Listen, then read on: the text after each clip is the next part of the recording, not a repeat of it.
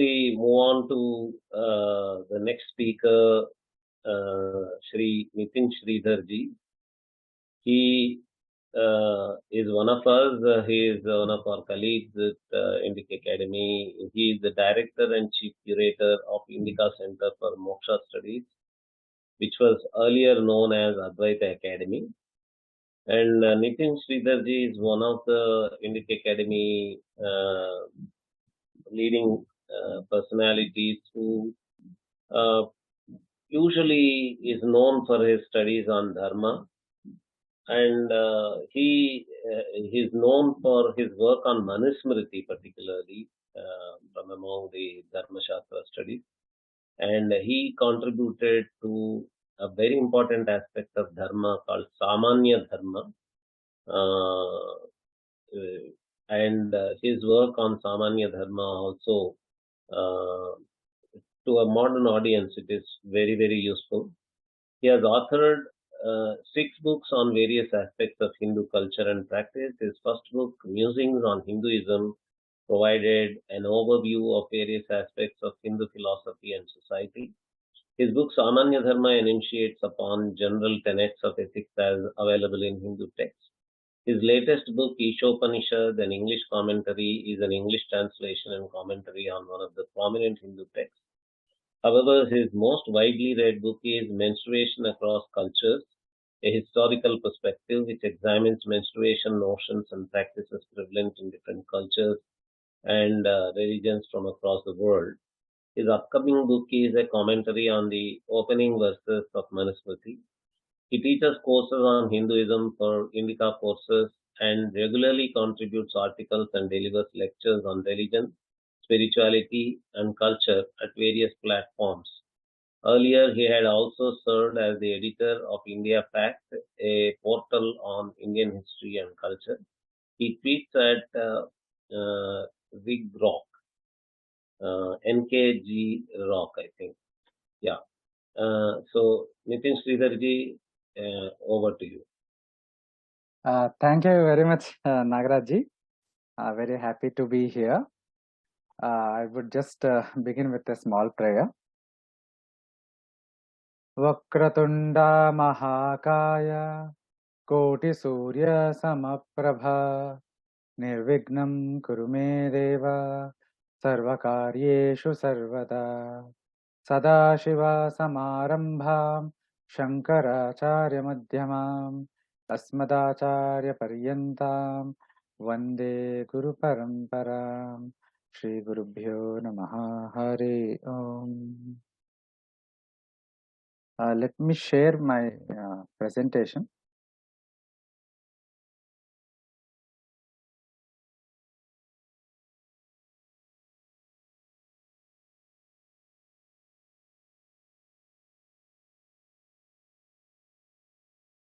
I hope this is visible. Yes, please go ahead.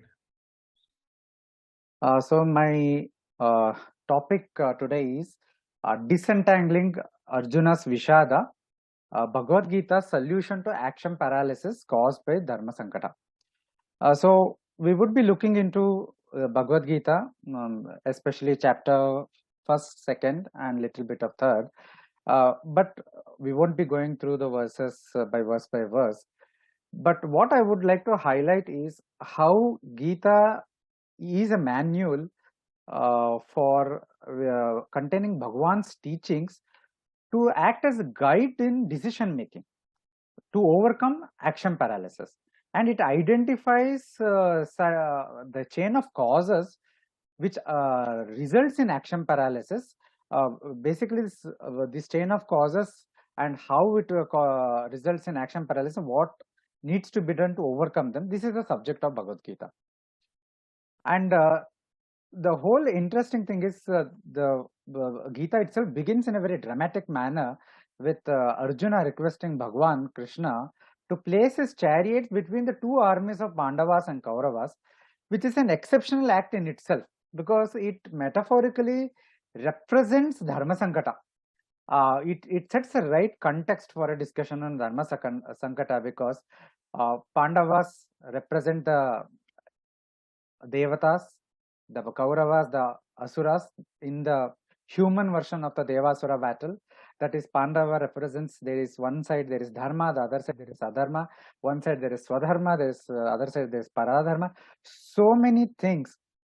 On one side there is metaphorically what appears as Dharma but which is Adharma, and on the other side is what appears as Adharma but which is Adharma.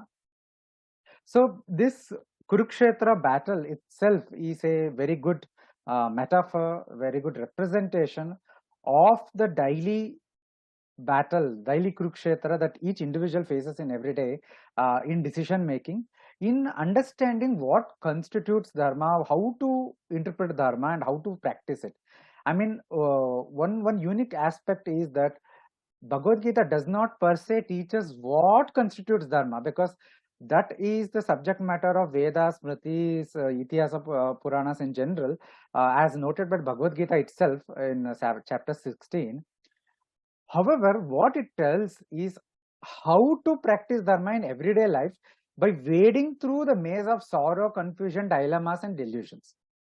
So this is why an analysis of Arjuna's Vishada and Krishna's Bhagwan's response to that Vishada and the approach Krishna adopts to help to facilitate Arjuna to overcome that Vishada is very important.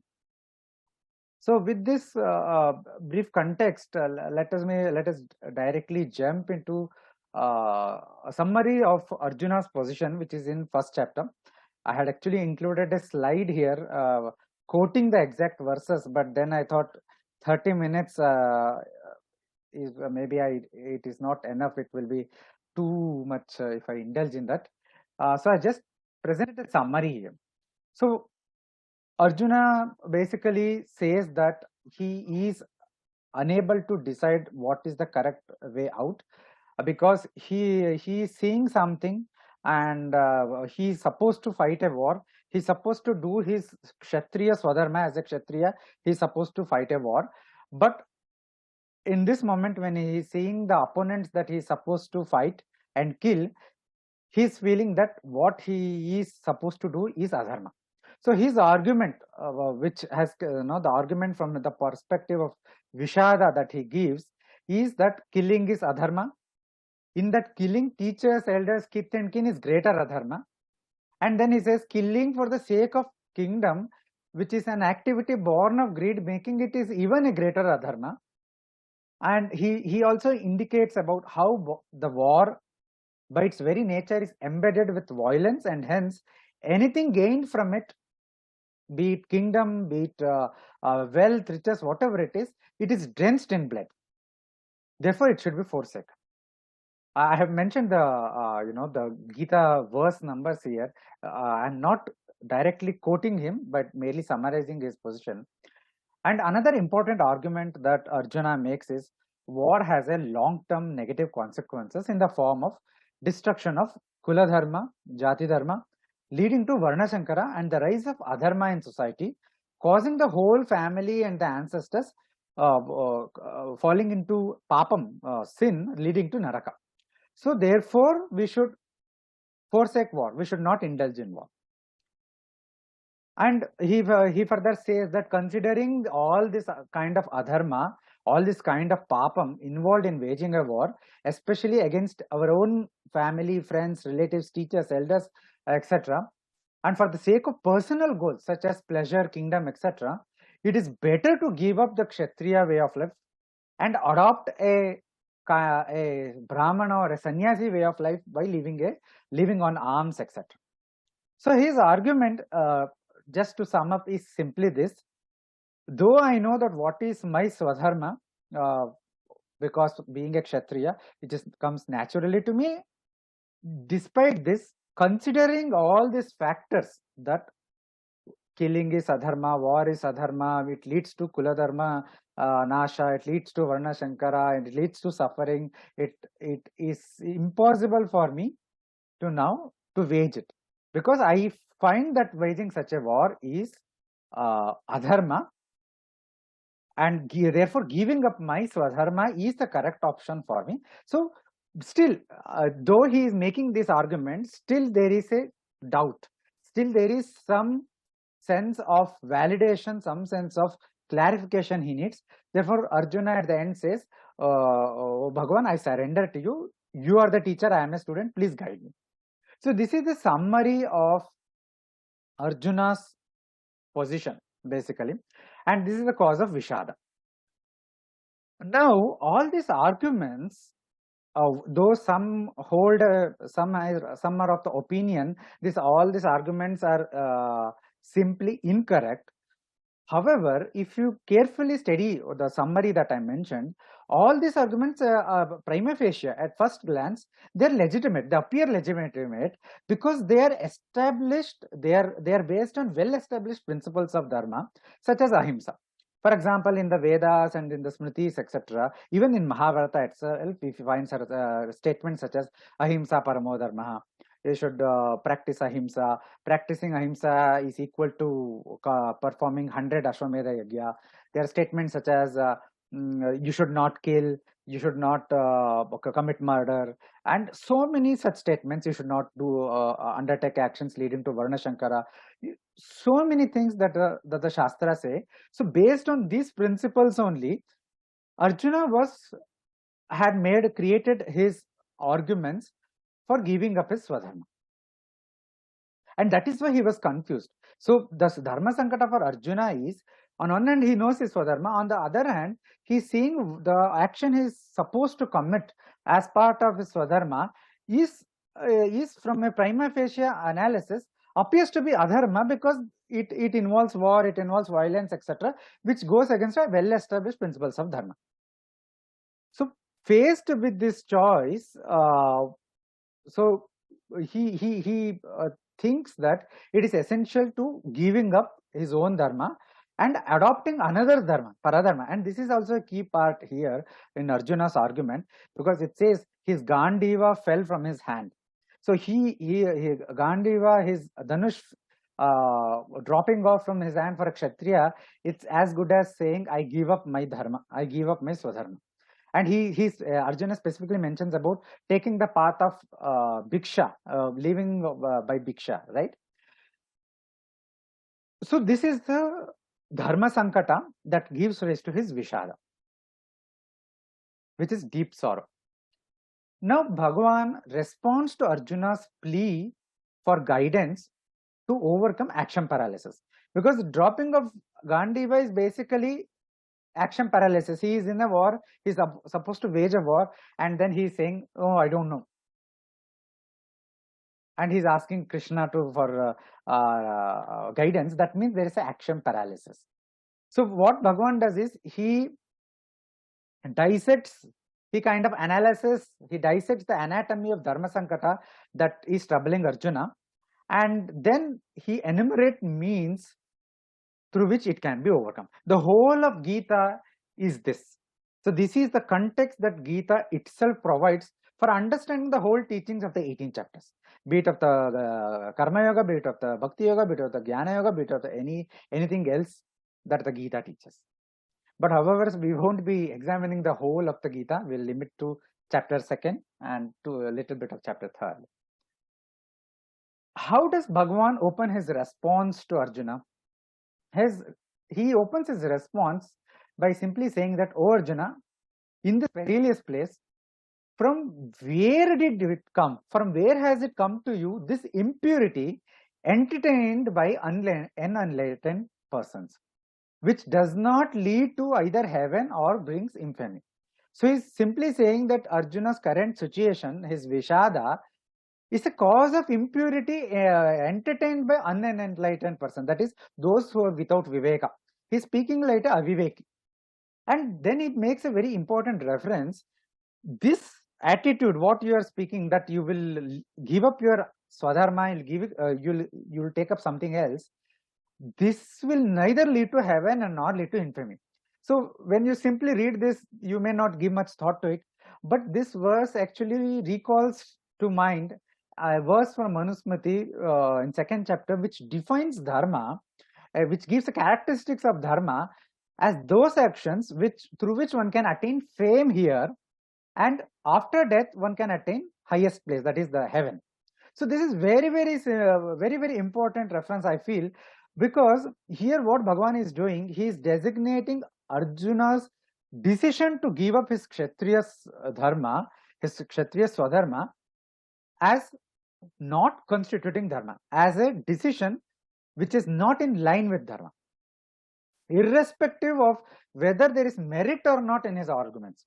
Because as I said, his arguments are based on well-established dharmic principles, but his interpretation of them, which is basically selective interpretation of some select principles without seeing the larger picture, without taking all elements into account, that interpretation is problematic, because it is that interpretation which leads him to arrive at a decision which the Bhagwan designates as neither leading to heaven nor and bringing infamy, meaning which is not a dharma, which is not in sync with the dharmic teachings. And then Bhagwan then identifies in the very next verse, he says, "O Partha, yield not to unmanliness. This does not befit you. Giving up the petty weakness, give up this, arise by giving up this petty weakness of the heart." So Bhagwan identifies what is the cause of this problematic position, what is the cause of his Vishada and Dharma Sankata. He says it is the weakness of the heart that Arjuna has cultivated or Arjuna has developed at that moment. We will see what this weakness of heart is. And that is what anatomy of Dharma Sankata that Krishna does. It is important to note, again I highlight here, that Gita's approach to understanding and resolving Dharma Sankata is unique in the sense that it is not delving into relative merits of two dharmic positions that arise, that as a result of it there is a confusion or incorrect understanding with respect to those in the context of sources of dharma. This kind of Dharma Sankata is usually resolved in Dharma Shastra texts, in the commentary tradition, in other Nibandha texts, using Mimamsa principles of investigation between two dharmic positions, which has more weightage, which source has to more hierarchy of text, and all these things are there. Various principles of interpretation the Mimamsa Darshana has developed. Rather, Gita is addressing a different kind of Dharma Sankata. It is Dharma Sankata which arises from the weakness of the heart. So Gita is focused on the individual. One may have all the knowledge of the Shruti, Smriti, Itihasa, Purana, yet because of the weakness of the heart, he may interpret all these texts, all these sources in an incorrect way, and then he apply them incorrectly. He may walk away from doing what is right despite knowing what is right. I think in Mahābhārata there is a verse wherein Duryodhana says that he knows what is correct but he is unable to do it. He knows what is wrong, but still he is naturally inclined to do it. So this is a weakness of the heart. So Gita addresses this Dharma Sankata that arises from weakness of the heart, and which is what causes action paralysis in a person, leading him to discard his own swadharma, his swadharma, and choose a path contrary to it. So what exactly is this weakness of the heart? In the second chapter, verses 62-63, Bhagavan does a enunciation of the chain of causes that results in Vishada, that results in a Dharma Sankata, in taking wrong decisions. What is it? He says, in the case of a person who dwells on objects, there arises attachment for them. From attachment is kama or desire, hankering. From kama arises krodha, anger. And from krodha follows delusion, sammoha, moha. And from moha, failure of memory. From failure of memory to failure of understanding, that is buddhinasha, destruction of any form of viveka is buddhinasha, any form of discriminatory knowledge. And from that, one will perish. So this is a chain of causes that Bhagavan has identified in Gita, and this is very, very important. And he identifies the root cause of this is dwelling on objects, is attachment, the kama, attachment, hankering on the objects, the attachment with the worldly objects. So basically, though he mentions kama and krodha, we have to understand that here the weaknesses of the heart refers to what the Vedanta says as Arishad Varga. The 6 enemies, the 6 passions of the mind: kama, krodha, lobha, moha, mada, matsarya. All of them. Because all these are so strong factors in the mind that they affect very deeply our capacity to take decision, our capacity to take action, and they cause the action paralysis. They cause confusion, delusion in the mind. Now, whether this is the case with Arjuna's dilemma or not, because in those verses, Krishna is mentioning it as a general tenet, but we see that this is so in the case of Arjuna also. In the Bhagavad Gita, 2nd chapter, 10th verse, Shankaracharya in his commentary on 10th verse, his commentary begins from 10th verse, I think. So there he says the summary of the whole Vishada, the first chapter, is basically to show where the Arjuna's arguments are coming up, where his sorrow is rooted. So then Shankaracharya says, Arjuna's own sorrow and delusion is caused by the ideas of affection, parting, etc., originating from the erroneous belief that I belong to this and they belong to me. Ahankara, mamakara. With respect to the kingdom, the elders, sons, comrades, well-wishers, etc. Because his discriminating insight, Vivekam, was overwhelmed by sorrow and delusion, even though he had become engaged in the battle out of his own accord as a duty of the Kshatriya. So, though as a Kshatriya, he naturally engaged in the battle in his Swadharma, still at that prime moment, he desisted from that war and chose to undertake others' duty, paradharma, others' duty like leaving on arms. So, what I said in the beginning, it's not just my view. Bhagwan Bhāshyakara himself has expressed this. So, it is thus that in the case of all creatures whose minds come under sway of the defects of sorrow, delusion, etc., there verily follows, as a matter of course, abandoning their own duties and resorting to prohibited ones. So, Shankaracharya gives a very, very beautiful, very, very insightful context to whole Arjuna's situation, and he says that this is the case with all people, that once we are overcome with this dharma sankata, this sorrow, delusion, etc., which are caused by attachment, etc., it will lead us to abandon our swadharma and resorting to prohibited actions, resorting to those paradharma which are prohibited for us, which the Shastra say is not for you, is not for your benefit. So we abandon what the Shastra say is for our benefit, what will lead us to moksha, to swarga, sukha and moksha, and instead we will take that path which the Shastras indicate is not benefit for us, will lead us to sorrow. So we see that in Arjuna's intense attachment to his kith and kin resulted in his developing overbearing desire or kama to protect them at any cost. I will not wage a war because I want to protect my loved ones, which in turn led to an anguish, krodha, manifesting in the form of Vishada, anguish resulting in delusion, moha, and which resulted in failure of memory about his own swadharma. So though he knew what his swadharma is, at that moment, at that swadharma, he kind of had a failure of memory that it is his swadharma which alone can lead him to the highest goal, not the paradharma. And instead, failure to memory resulted in complete loss of understanding, complete loss of vivekam, the buddhinasha, making Arjuna to give up his Gandiva, symbolizing his abandoning Kshatriya Swadharma and choosing a path of asceticism, which is paradharma, which is adharma for Arjuna because he was a king, he was a Kshatriya. This course of action, could have led Arjuna only towards destruction, because this is what Bhagwan himself says in 3rd chapter. He says, Swadharmo nidhanam shraya. It is better to die by performing your own dharma rather than performing another's dharma, paradharma, which is fraught with fear, because it can only lead to sorrow and other kinds of problems. Therefore, it is full of fear. So, Arjuna's dharma sankata clearly follows the causal trajectory enunciated by Bhagwan in that we saw from kama to krodha to etc., leading to destruction.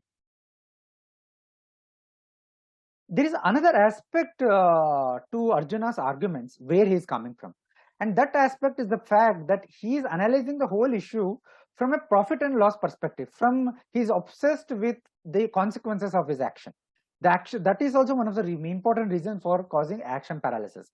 And Shankaracharya himself notes this when he says, even when they engage in their own duties, their actions with speech, mind and body, etc., people are motivated by hankering for rewards and are accompanied by egotism, that I am the doer, I am the enjoyer of actions.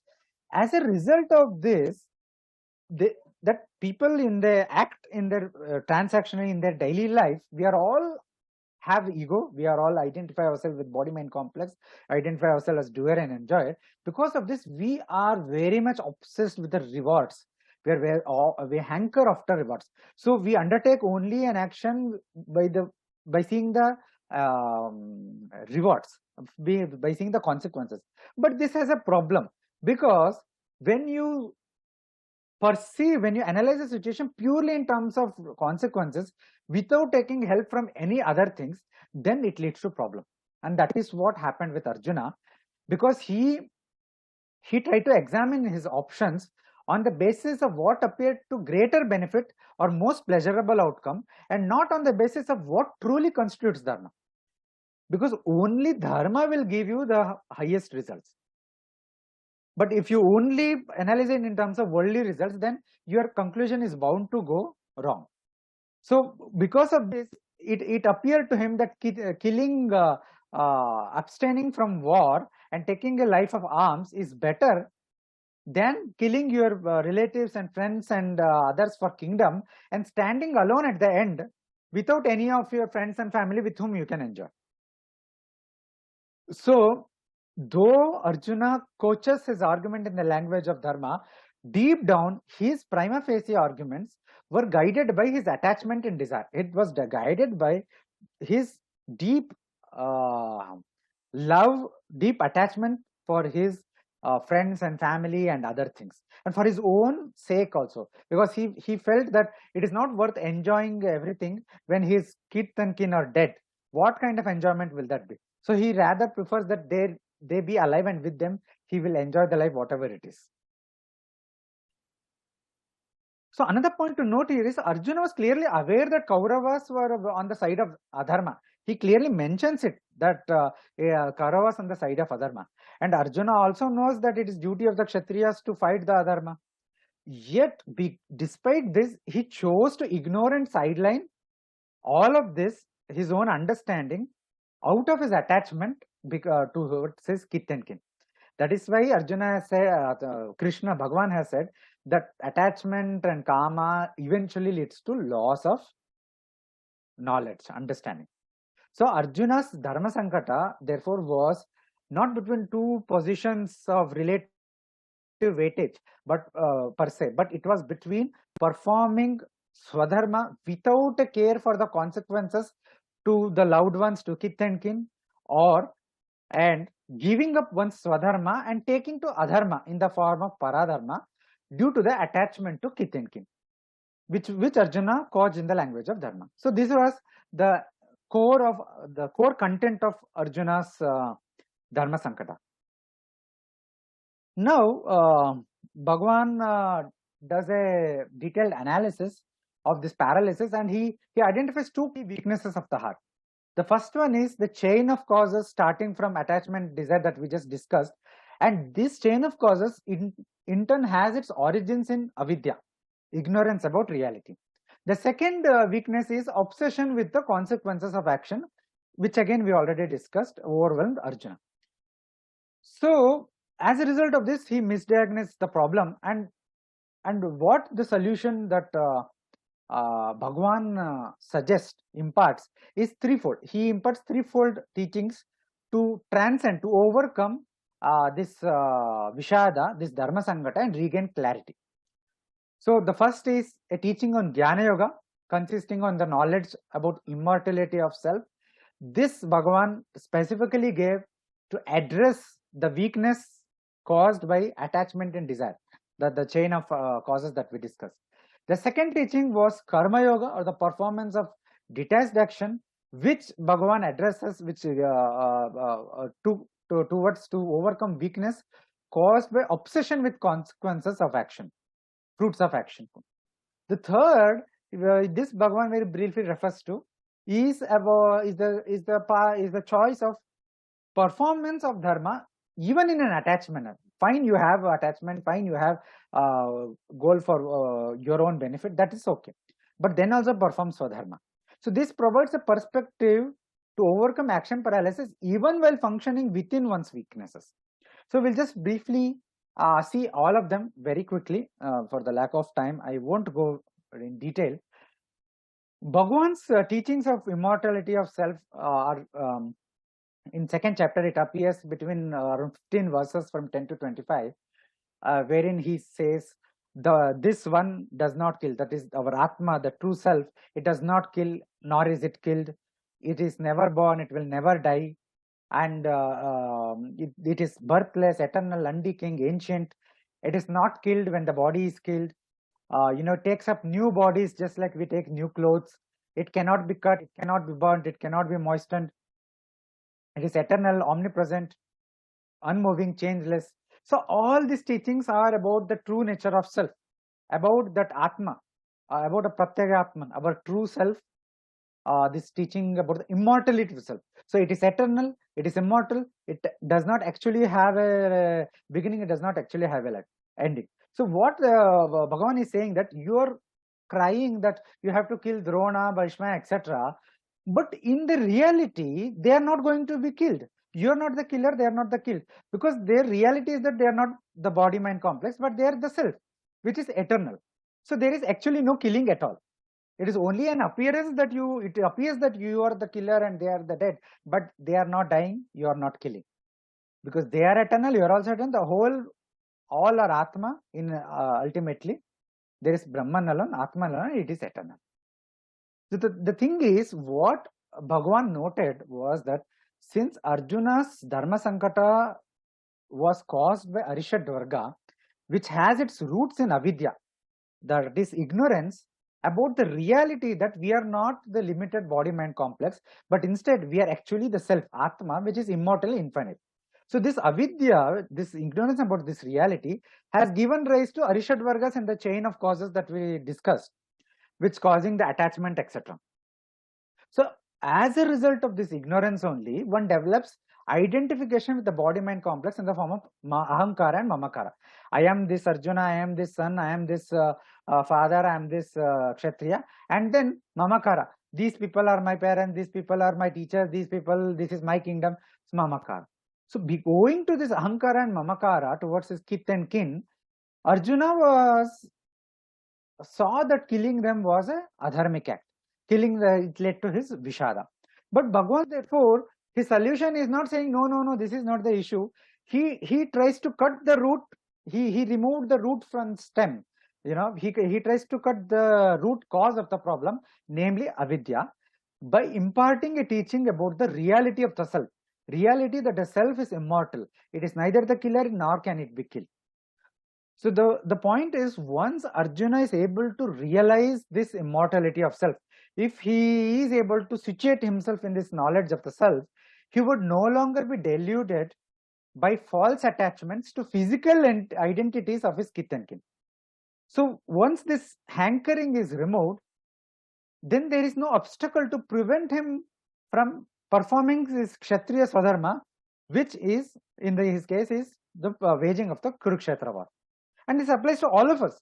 If we as an individual, we are able to situate ourselves in the knowledge of the Brahman, in at least some form of understanding that the self is immortal and real, then we will not be blinded by this attachment and desire, and it will not be able to prevent us from doing what is our Swadharma, as indicated by the all the pramanas of dharma, such as Shruti, Smriti, Ityasa, Purana, etc. Now, by thus anchoring Arjuna's Kshatriya Swadharma to knowledge of self, what Bhagavan is actually doing is interesting, because he is actually locating and anchoring one's own Swadharma, which is basically an action in this realm that we perform, that is for Sukha, Swarga, etc., in the larger context of Paradharma, which is moksha. So Swadharma, or our Varnashrama Dharma, becomes a limb or a subset of Paradharma. So when Shankaracharya speaks in the introduction to Gita about Pravritti Dharma and Nivritti Dharma, so the Pravritti Dharma is here posited as a limb or a subset of the Nivritti Dharma, and not as two completely separate paths not seeing each other. They are separate paths, yes, no doubt about it, but there is a way to reconcile the whole thing. It is that this pursuit of our dharma in a worldly context, Varnashrama Dharma, Samanya Dharma, it eventually is the means to attain Chitta Shuddhi, which will enable one to follow Paradharma, which is Moksha, Nivritti Dharma. Therefore, it is subset of that. And this knowledge is what is Bhagwan is trying to do here by imparting the knowledge of the self. But this is of course not unique to Gita. We find such a location even in Manusmriti also in the very first chapter. In answer to what is Dharma, Manu begins with an enunciation of Shrishti, which is nothing but, Brahman is Jagat Karana. That is why the Shrishti enunciation is there. Okay. Now moving forward, so this was the Jnana Yoga part. This was the knowledge of the self. By rooting oneself in this knowledge of the immortality self, one is able to transcend the attachment, transcend the chain of cause that starts with attachment, desire, etc. And then these obstacles once removed, we can perform our Swadharma. But there is other issue. Then Bhagwan says, on the other hand, even if you think that one is born continually and dies constantly, even then you ought to not grieve, for the death of anyone born is certain, and of the dead, rebirth is also certain. So basically he's saying that even if you don't have this knowledge of the self as immortal, even if you consider that we are all, these bodies that come to birth and death, this is certainty. Those who are born, they will die. Those who die, they will reborn. If this is so, you just take this as a true certainty and then you do your duty. But is it really that easy? Because if that were easy, then Arjuna would not have gone into Vishada at all, right? Because Arjuna is also working from that standpoint only, taking that everybody has a transient nature. If we kill, they die, right? In anticipation of such a scenario, then such a scenario that everybody cannot function in the world from the standpoint of the knowledge of the self, Bhagwan then gives a second teaching of Karma Yoga. This also happens in second and third chapter. And in Karma Yoga, he says here, what he basically says is, since Arjuna was engaging in action from the standpoint of Vyavahara, he was very concerned with the consequences of his actions. This we already discussed. This obsession with consequences of actions led him to mistake Swadharma as Adharma and Paradharma as Swadharma, resulting in action paralysis. So this teaching of Karma Yoga is meant to counter this. And the solution that Bhagwan proposes is this Karma Yoga, which is basically performance of actions with detachment without any obsession with the consequences of the action. But this is easier said than done. This implies certain things. Karma Yoga is not just any action done in detached manner. It is not that easy. There are certain implications. What are that? Very first is that detached action has to be of dharmika actions and not adharmika actions. You cannot say that I will live a adharmika life by performing all papa karmas, all the karmas prohibited in the Shruti Smriti, and then say I am doing it in a detached manner. No. The detached action has to be of a dharmika action and not adharmika action. Bhagwan himself indicates this in a few places. And that detached action has to be swadharma and not paradharma. Because even paradharma is kind of adharma for a person. That is why Bhagwan says swadharma nidhanam shreya. So the detached action has to be dharmika action and it has to be of one's own dharma, that is swadharma. And detachment from fruits of action comes through samatvam, equanimity, which is nothing but remaining equipoised in success and failure. Bhagwan himself says this in 248. And self-restraint or the control of the indriyas is the key for practicing this detached action. Because this is very, very key, because without indriya nigraha, you cannot practice dharma at all. Forget even karma yoga. Because your indriyas are designed to move towards indriya vishayas, always run behind worldly pleasures and objects. So you will be stuck in kama and artha if you are, give full rein to indriya. So indriya nigraha is the key to practice karma yoga. Again, for lack of time, I won't go further in karma yoga. But the point here is, once you develop a perspective that even if you don't have the knowledge of the self, even if you are unable to fully root yourself in the knowledge that self is immortal, what you can do is to realize that you have to perform action through karma yoga, through detachment. You have to perform your swadharma, you have to lead a dharmika life, and then you perform this with as much equanimity as possible by controlling your senses. So if you try to do this, then you will eventually perfect this karma yoga, and you will be able to transcend your obsession with the fruits of action, obsession with the consequences of action, which was what caused Arjuna the action paralysis, which was what made him to misdiagnose the issue. His whole discourse about war leading to Kula Dharma Nasha, Varna Shankara, etc., though they were not wrong per se, in the sense that war does has very negative consequences, still that argument is not on a sound footing to say that one should forsake one's swadharma. So in Arjuna case, it does this because of his weakness of the mind, which is obsession with the fruits. So karma yoga is the means through which you overcome that obsession with the fruits. And now, very briefly, Bhagwan in 30 verse to 38 verses of second chapter, Bhagwan provides a perspective from Sakama-oriented perspective that can help one to overcome action paralysis as well. What he says, that even considering your own duty, you should not waver, since there is nothing else better for a Kshatriya than a righteous battle.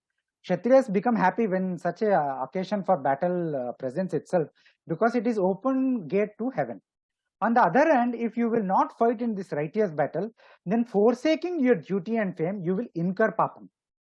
People also will speak of your unending infamy, and to an honored person, infamy is worse than death. And the great chariot raiders whom you desisted from fighting out, they will think you as disgrace. You'll fall from into disgrace, and your enemies will speak indecent words towards you. What is more painful than that? Either by being killed you will attain heaven, or by winning you will enjoy the earth. So he says Arjuna to get up fighting purely from a Sakama oriented Vyavahara perspective, that this alone is dharma, because it will lead to fame in this world and heaven afterwards. It will alone is the path which will not lead to sin, which will not lead to papam.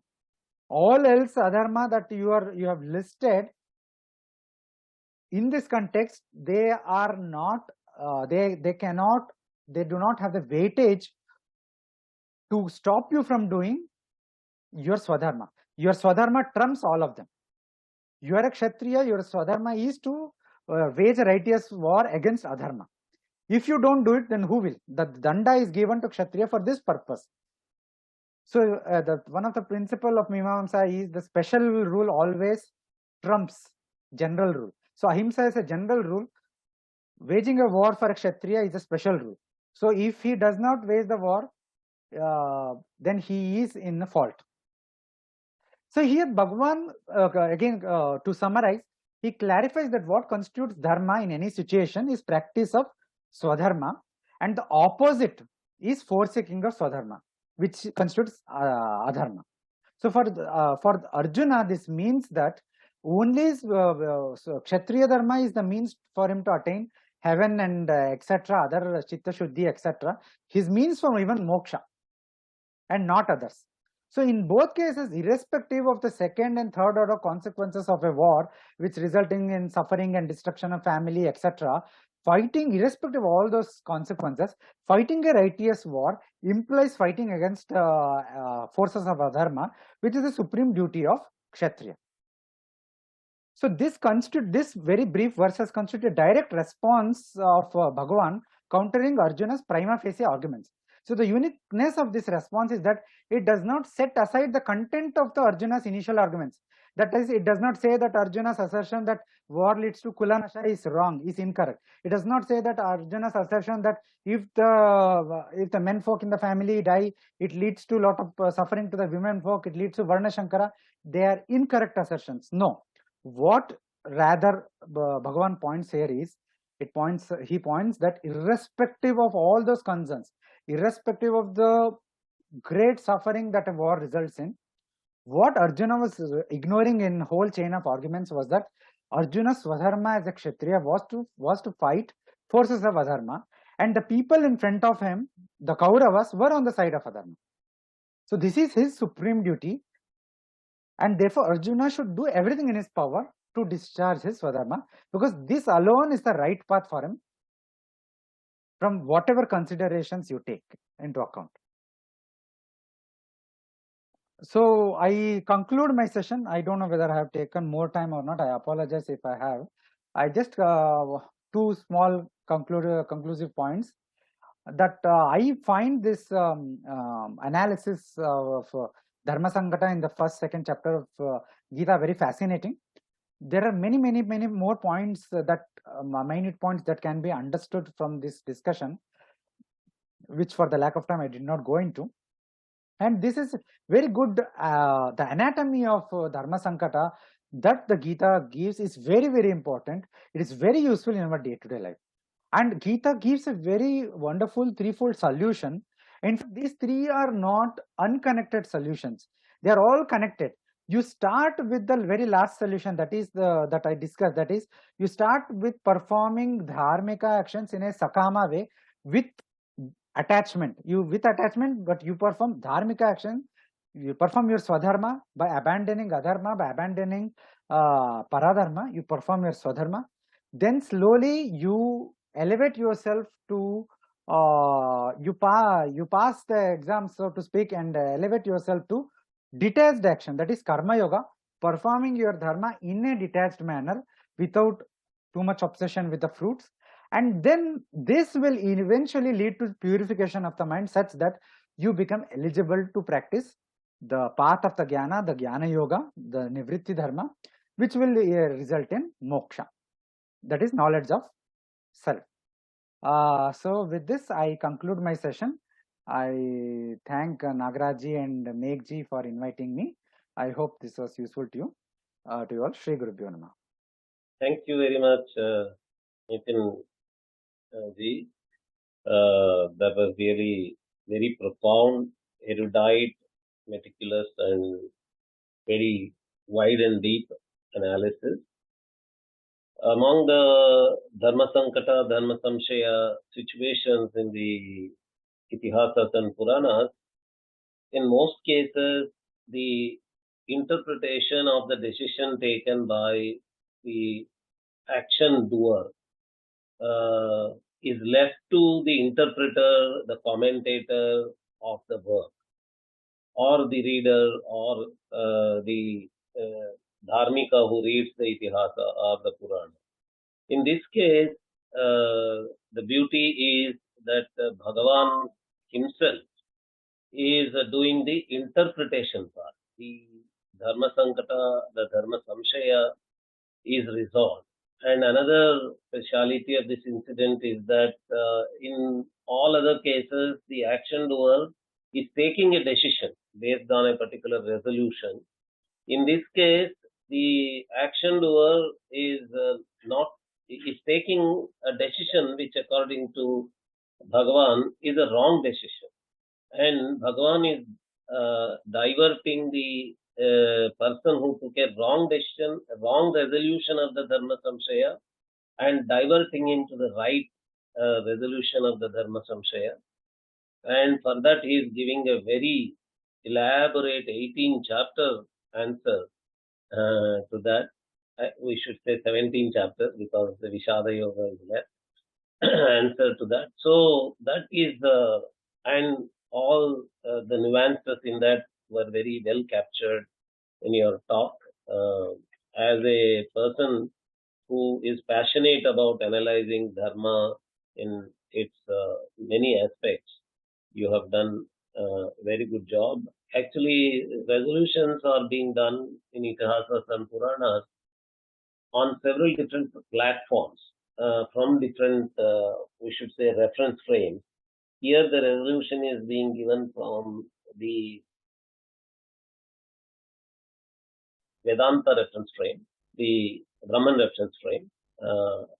That's one of the distinct aspects of this case. And as a person leading our Advaita Vedanta, Advaita Academy, and the Center for Moksha Studies, it is very much matching that you were taking up the topic of Vedanta reference frame based resolution of the Dharma Samshaya. Thank you very much, Nithin ji.